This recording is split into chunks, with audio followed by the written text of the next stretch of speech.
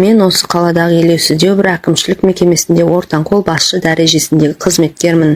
Білім дәрежем жоғары, мамандығым экономист. Бухгалтерия жағын мекеменің экономикалық жобалау тараптарынан бір кісідей білемін.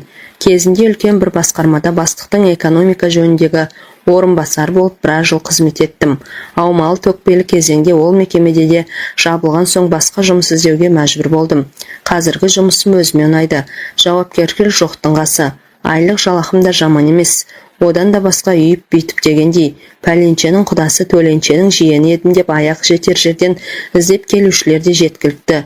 Бірі істі болып келсе, кейбіреу түрлі мәселелерде қол жалғау жасауды емеруіндейді. Әйтеуір тамыр танысың, жаман абыройдың арқасында жұртқа шама шарқын келгенше көмектесіп жіберемін. Мұндайда қазақ құр қалдырмайды. Алақаныма ақша басады. Жұмыс бітір деп берген қаражатында қарпып қалам. Ортаға түскеніне сияқыны және аламын. Қазағым жұмысы біткеніне мәз. Мен есебін тауып, екі асағаныма мәзбін. Сөйткен тірлік бар. Қатын 2-3 қара домалақ ұл қызы бар. Саяжайды әлдеқашан оралмандарға сатып болданға біз. Әттең, ертеректе арзандау кетті, мәшіне бар. Әйелім ұсқынсыздау, оған қоса бала басты, салп етектеу, өзімнен 7-8 жас кіші. Бұл менің 3-ші әйелім. Бірінші әйелімнің мінез өте шайпау еді. Әке шешемен, туыстарымен суықтау болды. Төркіні жақынның төсегі жиналмайтыны рас екен. Қашан көрсең үй толы кісі. Дем алып әлде қонақ шақырып, сиқың жоқ. Сөйтіп онымен 4 жыл отасқан соң бір қызбен қоя бердім. Ағалары мен жеңгелері қатының қолына су бүрікті ме білмеймін. Айырылысуға келісім бермей біраз әлектеді. Бірақ өз жолын тапты. Оның өзі бір хикая. Ал екінші әйел мықты бір дөкейдің байдан қайтқан қыз еді. Өз көйлегімізді өзім жуып киіп, өз тамағымды да өзім пісіріп ішіп, онымен тұрған 1-2 жылдың ішінде тіпті жүнжіп кеттім. Табысым да жаман емес, бірақ ол антұрғанның төркіндеуі таусылмайтын болды. Қайнатам мен обалына не керек? Мені керемет жұмысқа орналастырып қойды. Ерте кетем, кеш келем, іс сапарым да көп. Бір күні Атыраудан 2 күн ертерек қайттым. Түн жарымында өз кілтімен пәтерімді ашып ішке кірсем, менің орнында бір сылыңғыр қара жігіт тырдай жалаңаш халде әйелімді құшақтап ұйықтап жатыр. Қапелімде аңырайып тұрдым да тез есімді жиып ала қойдым. Бірінші қатыннан жеген опығым бар. Дыбысымды шығармай еркектің киімдерінің қалталарын жақсылап қарап, құжаттарын, ақшаларын сыпырып алдым да цифрлы фотоаппаратты қолыма алып, шамды жағып келіп жібердім. Ұйқылы ояу әберлерін қолдарымен әрең қалқалаған әлгілерді шытырлатып суретке түсірдім. Содан соң әй-шайға қаратпай самовардан рәзірадым бар. Жалаңаш қалпымда подъезге аттандырдым да әйелімді шкөлікпен мәшинеге мінгізіп, әкесінің дарбазасының алдына тастап кеттім. Сотқа арызды өзім жаздым. Бұл тартпайтын фотобейнелер соттың да дөке атамның да аузын аштырмады. Әлгі жігіттің де төлік жасын сотқа табыстадым. Сөйтіп айналдырған 1-2 айдың ішінде дәкең тағы да бойдақ болып шыға келді. Бірақ қайын атам бұрынғы табысты қызметінен есебін тауып тайдырды. Арада көп уақыт өтпей, оның өзінде аяқ аспаннан келді. Парамен ұсталыпты. Менің қадірімді білмеген қызы осы қаланың және бір жігітіне күйеуге шығып еді. Үйренген әдет қала ма? Және жұмысқа жүрісі әшкерленіп, алдыңғы таз кебін қайта киіпті.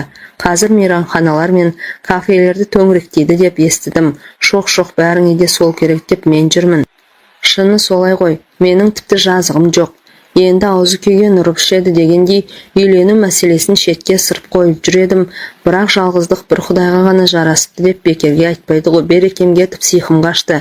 Жасым да 30-дан өтіңкіреп бара жатыр. Солай ойланқырап жүргенде осы бір күнгі әйелмен бір тойға барғанда таныстым. Отырыңқырап қалған қыз екен. Тойдан кейін де 1-2 рет көрген соң ыңғайыма көнетінін сездім. Сөйтіп бірде оңашада отырғанда жай күйімді жайып салып, сөз салып едім. Бұлдан тас талқан болды. Мені әлі есік көрмеген қызбын деп, шырағым-ау, әй, мен оның сарымайдай сақталып тұрғанда не шаруам бар? Маған тек қатын керек, көрдік қой ондайлардың талайын.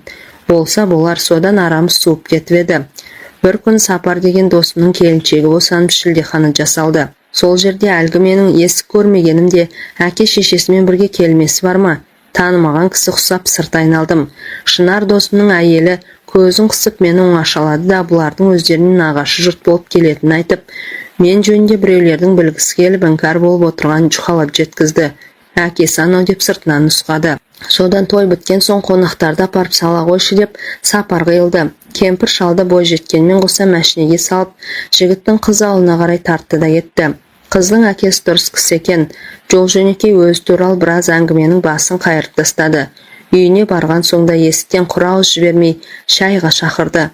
Сармайдай сақталғаным сызылып отырып шай қойды. Ахаңнан бірер рюмка тартып алған соң, менің есім кіріп, мәшинені қалай айдап кеткен деп санамды соқтым. Ауыл кісілер аңқау бола ма әлде, әкеге алдын ала ескертіліп қойған ба, ол жағы маған беймәлім. Отағасы қонып кет деп пісіріп айтқан соң, мен мәшинемнің жүз салғыш бөлігінен тағы бір қыл мойында келіп столдың үстіне қойдым. Басты ауыртып не керек? Сол түні болашақ қайнатаммен қол соғысып, қызына құда түстім. Қалыңсыз қыз болса да кәдесі күйеу болмайды деп, болашақ ата-енеме 200 мың ұстаттым. Ертеңіне сармайым кәдімгідей қимай қоштасты. Келесі сенбіде екі ағам жеңгелермен келіп қызға құда түсті. Кешке таман төркінімен сыңсып қоштасқан қалыңдықты алып қалаға қайттық. Дүрпілдетпегенмен орташалау той жасап, жаңа қайын жұртқа жақты да күтіп жібердім. Қазір міне 10 шақты жылдың жүзі болып қалды. Осы қатыным күләшпен түтініміз Құдайға шүкір әзірге түзу шығып келеді. Тоғырдан түсе қоймаған күйім жоқ. Беті тегістеу төмен етектіні көрсем әлде де лебем қозады. Бұл қасиетімді бұрын сармайдай сақталған, осы күні қақпышбалықтай қақталған қатыным жақсы біледі. Содан да шығар, үйдегі телефонның қоңырауын аңдып отырады. Ал мен болсам, ұялы сымтегімді үйдің босағасын аттар алдында желден айырып тастаймын. Әрине, ел жаттар кезде әдейі қатынның қытығына тиіп, қоңырау шалатын қысыр келіншектер де біздің таныстардың ішінде баршылық.